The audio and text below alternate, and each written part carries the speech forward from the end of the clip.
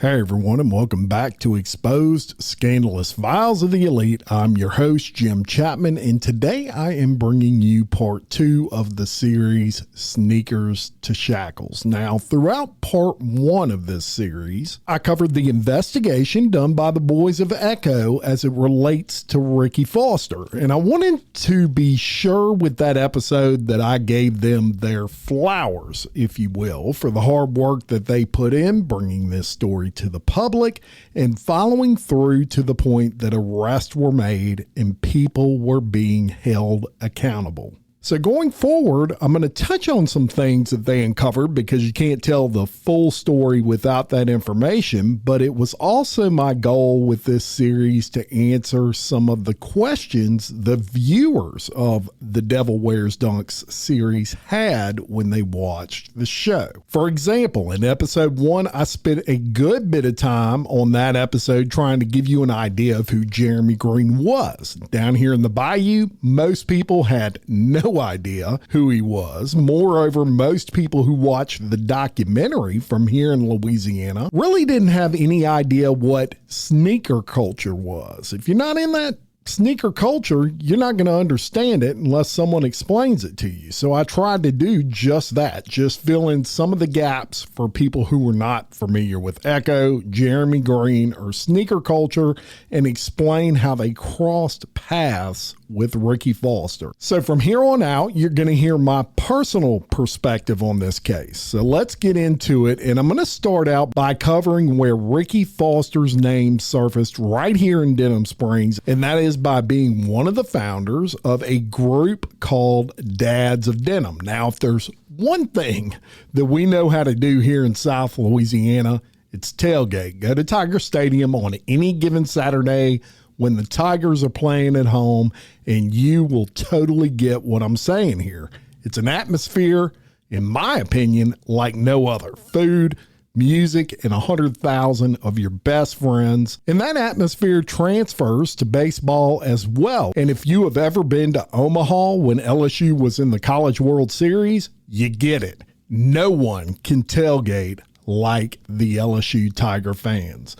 Now, some high schools, they have a similar atmosphere, and Denham Springs High School probably lack that. And that's no slight. I'm a Yellow Jacket through and through. My wife graduated from Denham Springs High School. All 3 of my kids graduated from Denham Springs High School. It just is what it is. It's something that maybe kind of lacked there. So it was in 2021 that personally I took notice of something, and that was a group of guys with a heck of a setup at Denham Springs High School during these games. They had a really nice trailer, blaring music, some really good pastelaia, and they were just giving that stuff away for free. All were wearing t-shirts that in one way or another said Dads of Denham, and I was honestly intrigued. They seemed to be having a good time. All of them appeared to be about my age. I walked up to one of them, not named Ricky Foster, and me and this guy started talking about what it was they were doing, and it all sounded good to me. They were just kind of drumming up awareness for dads supporting their sons and their daughters and just being family-oriented atmosphere right there at the football game. Now, there were 8 guys in the Dads of Denham group, at least at the point that I became familiar with them. And Ricky was right where he wanted to be. He was the face of that group, so much so that the logo was Ricky, complete with a backwards hat. But the group itself, they had a really good mission. They wanted to encourage support between fathers and sons and fathers and daughters and all that sort of thing. And they wanted to make it a fun atmosphere at Yellow Jacket Stadium. And it is important that people do not conflate any of these guys from this group with Ricky Foster and what he has done or alleged to have done. These were good guys. Ricky just ended up being the bad apple that spoiled the bunch. So initially, my interaction with Ricky was pretty limited. You ever get a vibe off someone, just something that you can't explain? You can't really put your thumb on it, but a feeling is there that something's not right. that was kind of the vibe that I got off Ricky. First of all, anyone past 40 that wears their hat backwards, I mean, honestly, the word tool bag comes to mind instantly for me. That's something, kids do. And that's just my opinion. Hey, if you're over 40 and you wear your hat backwards, all good, bro. I'm just saying, I think it's weird. But aside from all that, it was the things he would say or do when we would interact that kind of caught my attention. For example, at one point, I found out Ricky worked for a very well-known car dealer in the Baton Rouge area as a finance manager. Well, I had some experience with that way back in the day. As a matter of fact, this is way back in the late 90s before I started what would become my career of 23 years. Prior to getting into podcasting, I'd also been a finance manager for a large dealership. So I asked Ricky about it because at one point I had actually worked at the same dealership, though 25 years prior. Well, Ricky quickly changed the subject almost as soon as I brought it up. I didn't push it, but I noticed it. And it made me think instantly something was definitely going on with his job. Now, I would hear later, and it would be put out later, that he was actually renting cars to people, allegedly renting cars to people while he was at that job for cash. And he was using what we called the loaner vehicles, or the vehicles that the salespeople would get as demos. He was actually renting those and keeping the cash. That was the allegations. I have no direct knowledge one way or the other. On another occasion, I asked Ricky about the dads of Denham and if they allowed anyone to join, if there was a cost to join the tailgate, etc. And he said, well, we just keep this a tight-knit group. We don't really open it up to other people.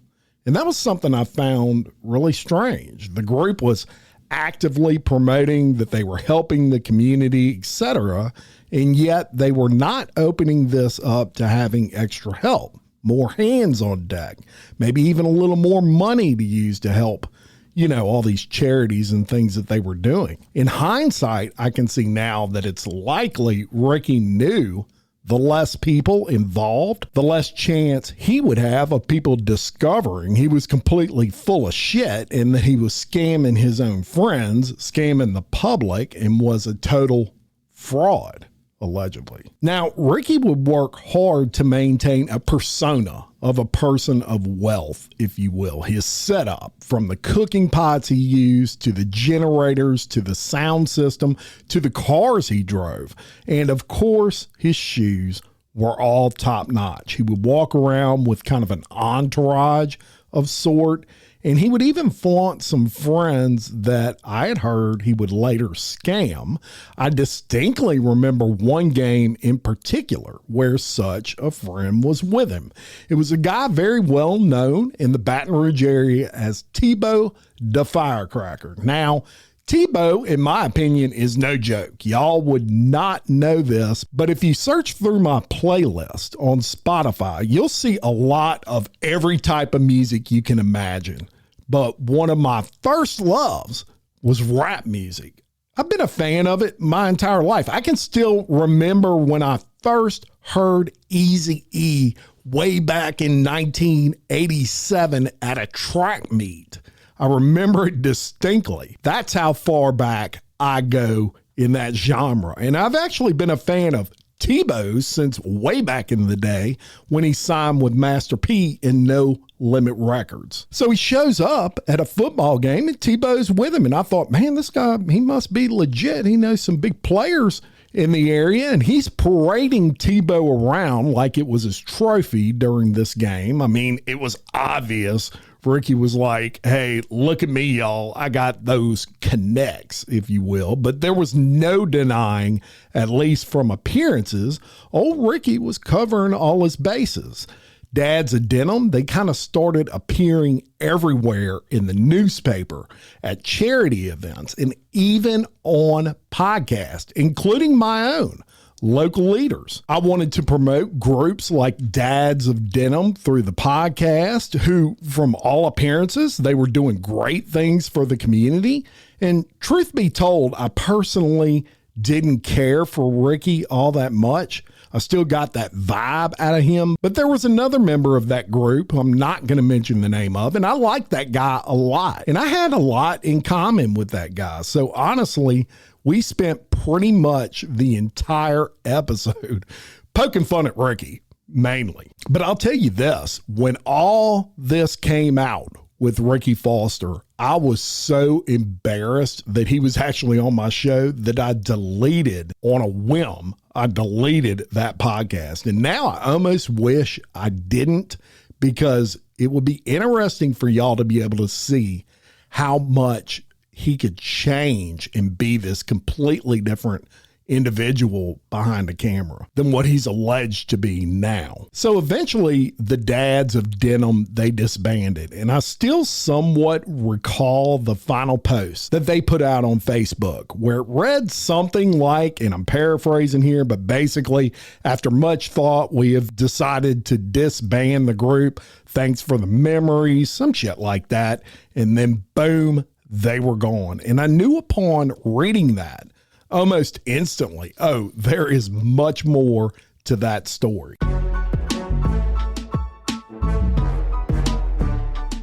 Jim, did you see what happened in Texas today? Wait, before you tell me that, let me tell you what happened in New York. It cannot be as crazy as the case I told you about yesterday in Louisiana. You know what? We should do a podcast about it.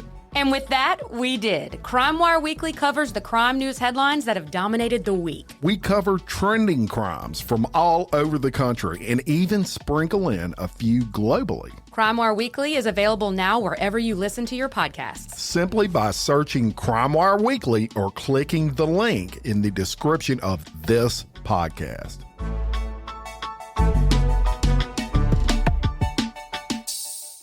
Now later, members who would choose to remain anonymous would tell several stories on how they discovered Ricky was a fraud and that he was bringing all of their names down. One story that was told was the Dads of Denham.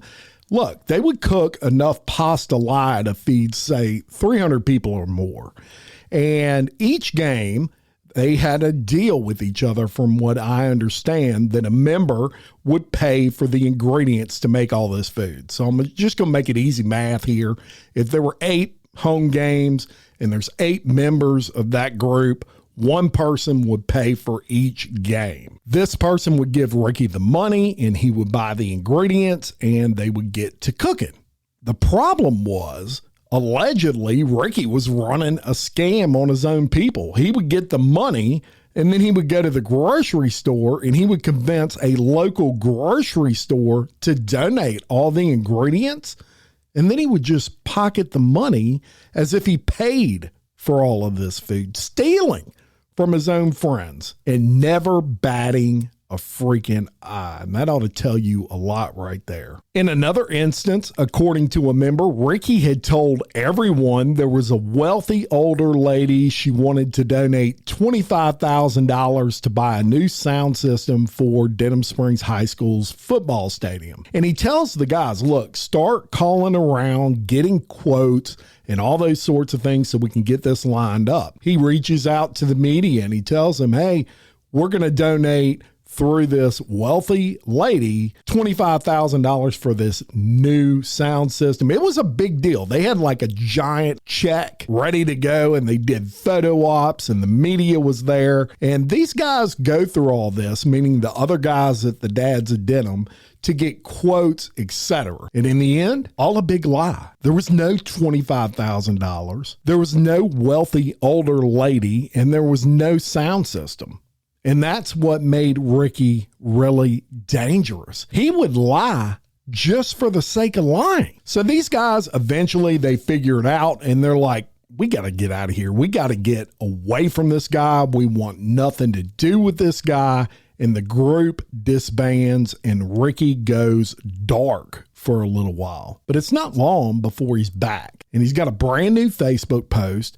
And on that post, he announces the formation of a nonprofit group called Dads of Denham 2.0, where he's going to hold car shows and other events to serve as a charity donation arm, if you will. Now, in between all this, at some point, Ricky decides he's going to get into the restaurant business. And he sets his sight on a restaurant in Denham Springs called James Grill. Now, if you're not from here, I got listeners from all over the world.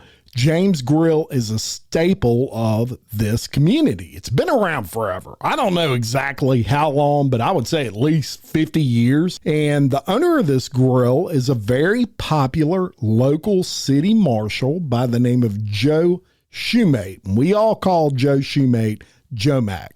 Great guy, but no nonsense, and has been in law enforcement forever. And that's important to this story. This restaurant also has been in his family forever. And Ricky approaches Joe Mac at some point, and he basically says, hey, look, I want to buy this restaurant, and I want to know how much you would sell it to me for. And Joe Mac basically says, here's my price.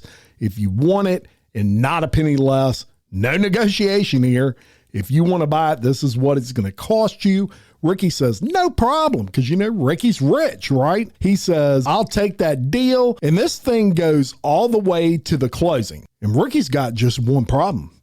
He ain't got the money. He took things all the way to the closing and had no freaking money and knew he didn't have the money. And of course, Ricky, he's full of excuses. He gives Joe Mac a ton of them. He tries to buy time, basically, and Joe says, look, I'm going to give you one more shot at this thing, but you better not be screwing me around on this deal. But in the end, that's exactly what Ricky was doing. He was just screwing Joe Mac around for all intents and purposes. And there was no money, and the restaurant obviously never changed hands. Now, this says a lot about Ricky in this point in his life because he's taking a lot of risk. It's one thing to screw over the dads of Denham and other guys who are regular guys in the community. It's another thing to screw over a longtime law enforcement individual who is currently the city marshal named Joe Mac. And Joe Mac, don't forget, and he didn't.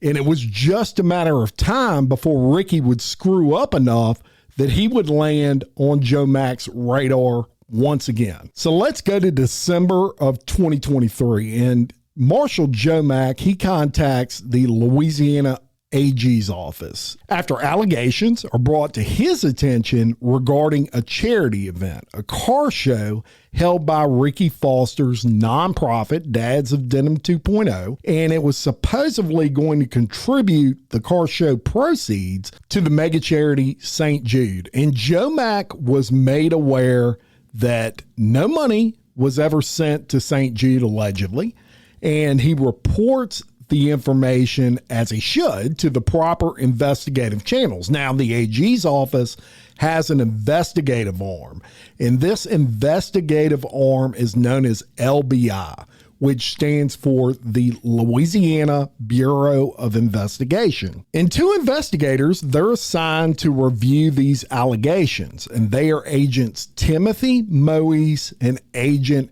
Danny McAllister. So talk about a freaking small world. One of those agents, Tim Moise, we go way back. We go back to high school together.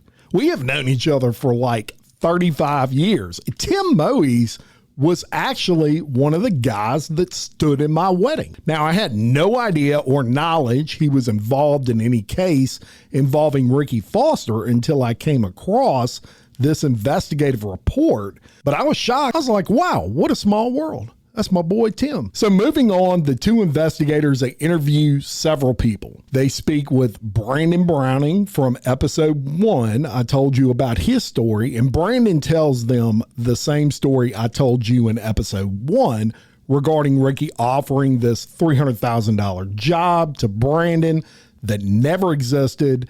And they also speak with his ex-wife, who advised she knew about the car show vaguely, but she had no idea of the proceeds. They were already divorced during this time. So I'm going to cover the rest of this verbatim because it's really important that you hear this. So going through the report, they talked to William Foster Sr. On October 23rd at approximately 9:15, agents Moise and McAllister contacted William Foster Sr. by phone. Agents advised William the reason for the call and further explained to William they received information that he planned and coordinated with the St. Jude car show. William denied that he had coordinated the aforementioned car show and referred agents to Wesley LeBlanc. William said that Wesley oversaw the car show event, and incidentally, y'all, Wesley was Ricky's business partner when he bought that trucking dealership in Florida. So it goes on to say William also stated he and Wesley were both currently attending the Cruising on the Coast car show in Biloxi. When agents asked about Ricky's involvement with the St. Jude car show, William became non-cooperative and belligerent, accusing agents of harassment. William further stated agents could speak with his attorney over the matter, at which time he abruptly ended the phone call. On October 27th, 2023, Agent Moise and McAllister contacted William by phone and scheduled an in-person with William for Monday, October 30th, 2023 at the office. William stated he was using Wesley LeBlanc's attorney, Tommy, who practices law out of North Carolina. So they get that statement and they reach out to Wesley LeBlanc. On October 9th of 2023 at approximately 9 o'clock, Moise and McAllister contacted Wesley LeBlanc by telephone and provided him with the agent's contact information. LeBlanc provided agents with his current address in Florida, and agents further explained to LeBlanc they received information that he had planned and coordinated the car show in Denham Springs. LeBlanc provided the following information. Listen to this. LeBlanc denied he coordinated the car show and had no knowledge of the event taking place. LeBlanc further advised he was never at Cruising on the Coast with William Foster Sr. or anyone else in October of 2023, despite William's claim to agents in the phone interview that they were together. LeBlanc also stated he never met William in person or spoke with him on the phone. During the conversation with LeBlanc, he advised that he met Ricky through his first cousin, and I'm not going to say her name because that's his ex-wife, and she doesn't need to be mentioned here. Agents later verified information provided by William was not correct, according to William LeBlanc, and Wesley stated he doesn't know anyone by the name of Tommy, nor has he referred an attorney. So you got William Foster Sr. saying one thing and Wesley LeBlanc saying something completely different. And here's a good investigation tip for you. The truth never changes. Someone's lying here. So the agents do get an in-person interview with William Foster Sr., and that occurred on October 31st of 2023. They interview him at the LBI Baton Rouge office, and Agent Moise explained the purpose of the interview, and he provided the agents contact information. William provided the agents with his current address and the following information. He said that he and Ricky Foster Jr. hosted a car show on June 3rd of 2023. William said their investor, Wesley LeBlanc, was supposed to give money to the St. Jude Hospital for tax purposes. Now remember, they've already spoke to Wesley and he said, I didn't know anything about this. Williams stated that he and Ricky were assisted by family members during the car show. Williams said the car show included free admission with free giveaways. These items included t-shirts, bottled water, free food, free trophies. There were donation buckets set up throughout the event, and Williams said they only had 35 cars at the show and earned around $3,000 in donations, which paid for their expenses. As a matter of fact, he said that he and Ricky had to pay $150 out of pocket for expenses to make an undisclosed donation to St. Jude by the end of the year. When asked again, William did admit Wesley LeBlanc did not have any affiliation with the car show, in contradiction of what he first reported to the agents in a previous interview. So he just got caught lying right there. Period. It's in the paperwork. And then we get to Ricky Foster Jr., who they finally got to speak to on the same day. And Ricky stated that he and William Foster Sr. hosted a car show. Ricky stated he and William were assisted by family members. He went through that the car show was free admission and everything at the car show was free, basically corroborating everything that William Foster said. However, Ricky said they only had 35 cars at the show and earned approximately $2,000 in donations. So they're $1,000 off of each other on how much money was taken in. That's very weird. He said that paid for expenses, and he did say that they had to come out of pocket $150 themselves for expenses. He denied ever stating that he made $60,000 from the car show. Now, apparently, there had been some rumor, or he had told somebody he made $60,000 from that show. Now he's saying he made $2,000 from that show. Ricky said he was part owner of TSI Trucking Service with Wesley LeBlanc, located in Florida. He said he and Wesley filed bankruptcy on that trucking company. Ricky said he lost his job with the company in his marriage of 18 years. He said his intentions were to use the car show for tax purposes and for a loss of $55,000 that he sustained from the trucking company while closing the business. He said he had never donated to St. Jude Hospital. Then it gets into the conclusion. It says agents Moise and McAllister were assigned to review the case, referred from Denham Springs Marshal Joe Shoemate. Agents reviewed the case for possible criminal wrongdoing and misappropriation of funds. The investigation revealed Ricky Foster Jr. and William Foster Sr. planned and coordinated the fundraiser. According to Ricky, he claims the car show earned approximately $2,000. However, William claims the car show earnings were approximately $3,000. Truth never changes. Both Ricky and William stated they had to pay approximately $150 out of pocket in addition to help pay the expenses. Both Ricky and William advised the car show was held for tax deduction purposes. Agents believe it's not possible to prove Ricky or William defrauded St. Jude of any money collected that day held at the St. Jude car show. From interviews with Ricky Jr. and William Sr., it was learned that $2,000 to $3,000 was collected.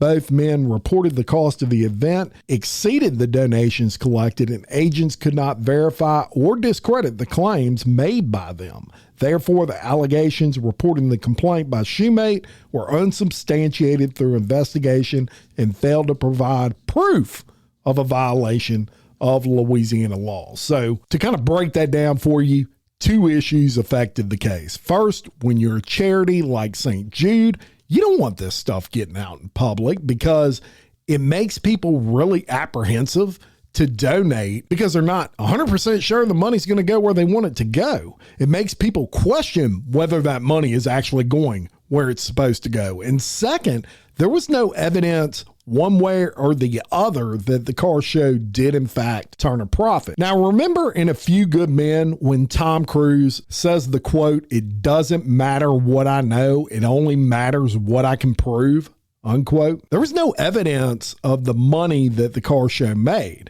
And Ricky telling someone it made 60 grand, he could have for sure made that. But then again, this guy's track record for telling the truth is pretty much zero.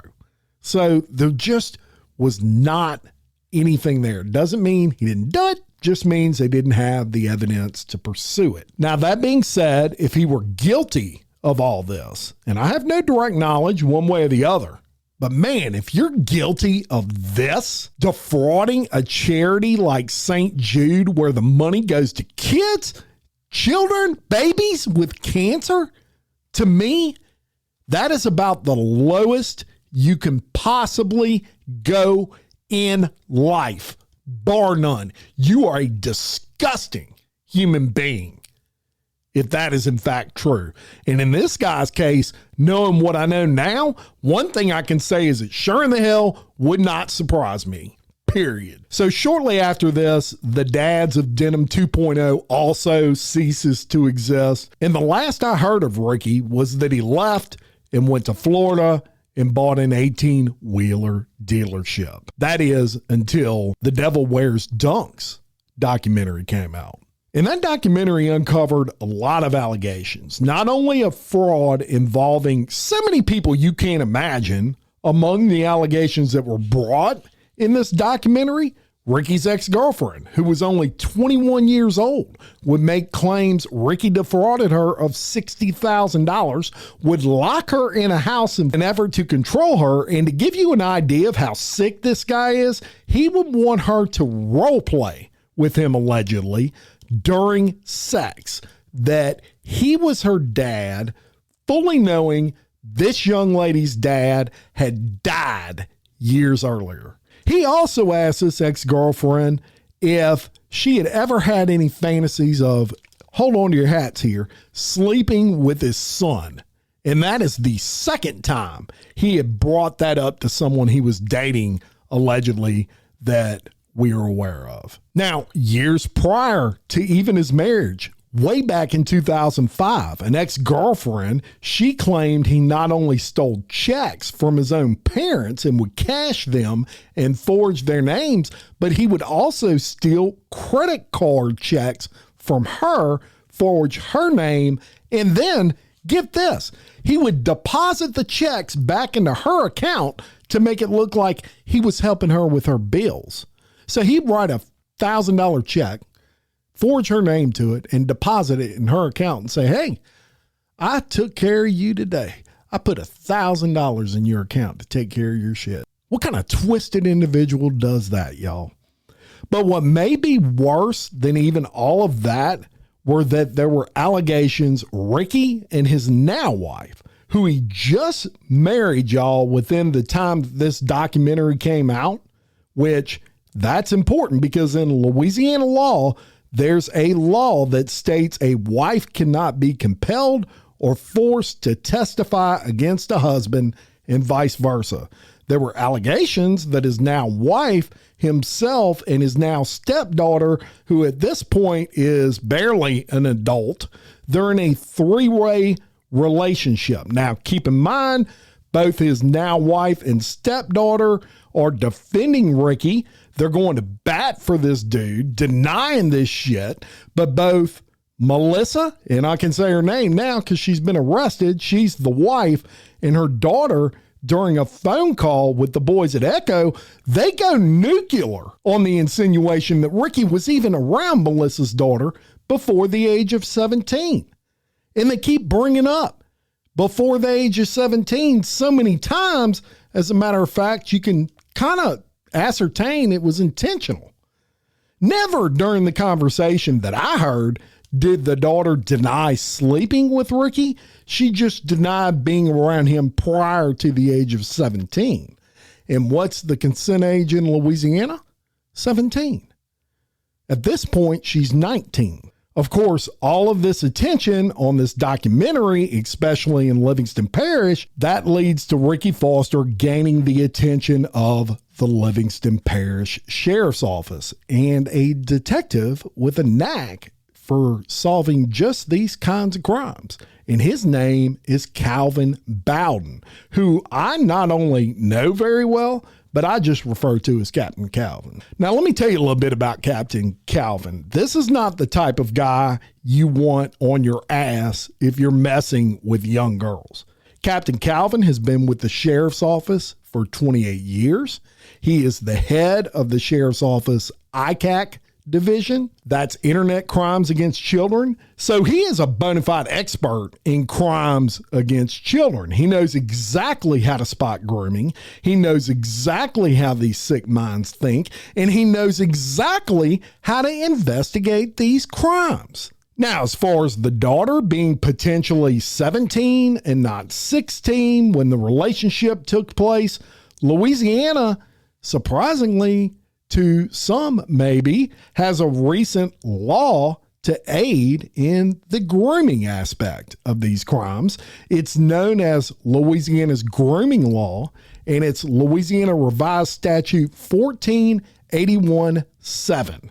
And it reads, a person commits the crime of child grooming by taking any action to persuade, induce, entice, seduce, or coerce a child under the age of 17 years old when there is an age difference greater than 2 years between the offender and the child, to engage in any conduct intended to facilitate the offender committing a lewd and lascivious act upon that child in the child's presence or in the presence of another child under the age of 17. It also goes on to say a person who commits the crime of child grooming shall be imprisoned with or without hard labor, not more than 5 years.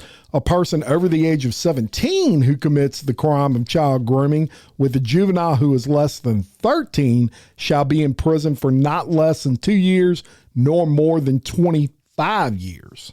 So it doesn't matter if you were actually having sex with that child, if you were trying to persuade, coerce them, buy them gifts in the hopes that it would lead to a sexual relationship when they turn 17, you're in a lot of trouble in the state of Louisiana. You'd do 5 years just for that. So at this point, just because you may not have had sex with a 16-year-old, if it can be proved that you were grooming them for that reason, you can be prosecuted criminally in the state of Louisiana. And make no mistake about it, this young lady, she's a victim. Plain and simple, a victim. And one thing about LPSO, Sheriff Jason R., Captain Calvin Boughton, they're going to get justice for a lot of people in this case in the end. So on April 1st of 2026, Ricky Foster, who is 46 years old at this point, he gets arrested on 10 counts of third-degree rape, 10 counts of extortion, and 4 counts of sexual battery. The victim in these charges reported Ricky took out loans in her name totaling some $70,000 and would force her to have sex with him under the threat that he would not pay back these loans.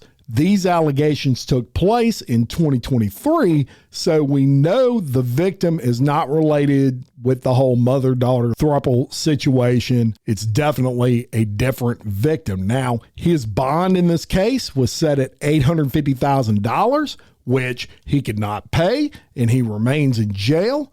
Then, 29 days later, April 29th, boom, more investigation leads to more charges when Ricky gets charged with human trafficking and crimes against nature, which I believe is directly related to his wife and stepdaughter. How could I come to that conclusion? Well, the same day, his now wife, Melissa Luke, was also arrested for crimes against nature, which, for those unaware, in addition to some other things, is an incest charge.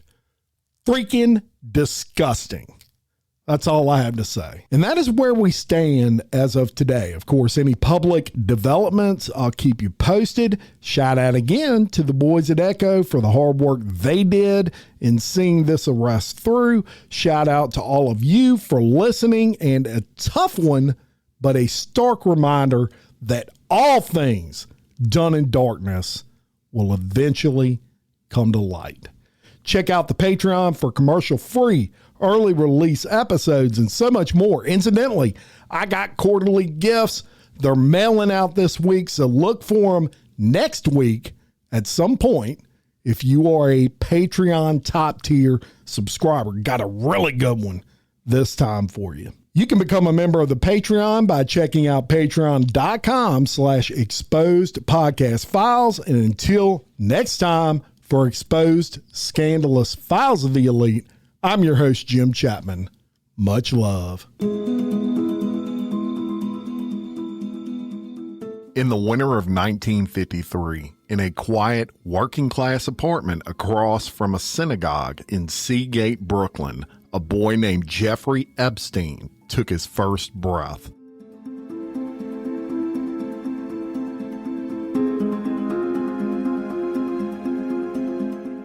He was the son of a city parks gardener and a homemaker, a freckled piano-playing math prodigy who skipped grades, tutored classmates for pocket change, and dreamed of wealth while riding his bike along the Coney Island boardwalk. But that boy would grow into one of the most powerful, most connected, and most controversial figures of the modern age. This is not a story that ends where most people think it begins. This is the complete journey. Every chapter, every detail, every unanswered question. From the tree-lined streets of a gated Brooklyn enclave to the glittering boardrooms of Wall Street. From elite private schools to private islands. From handwritten black books filled with the world's most influential names to federal courtrooms in a Manhattan jail cell that still fuels debate today.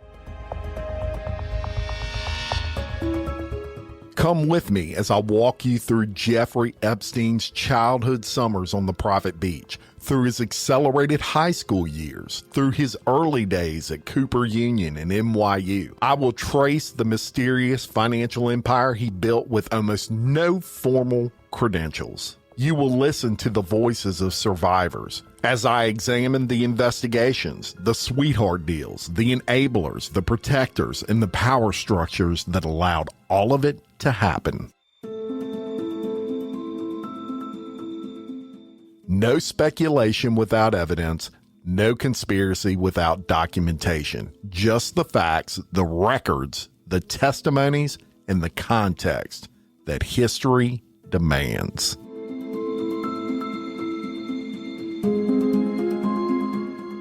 Over the course of this series, I will release meticulously researched episodes that take you deeper than any headline ever could.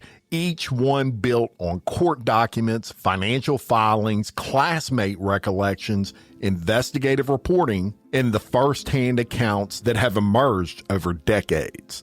This is the story of how ordinary ambition can twist into something extraordinary, and how power, once accumulated, can shield even the darkest secrets. So if you're here because you want the full picture, the boy, the man, the empire, the fall, and everything left in the ruins, you're in the right place.